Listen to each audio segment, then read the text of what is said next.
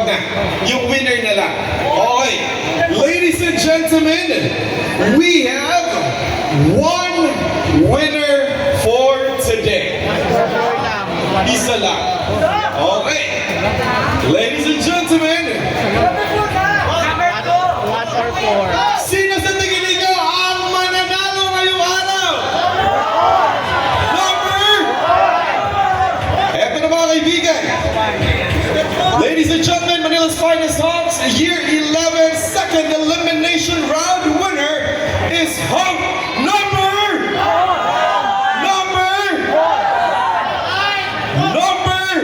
4, Alexis UC.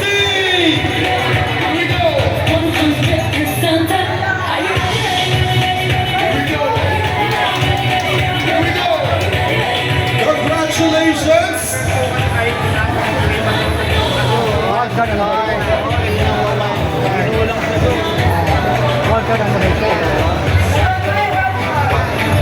And now, ladies and gentlemen, bukod po sa ating winner ngayong hapon ito, meron pa rin po tayong tatanggalin na isang wild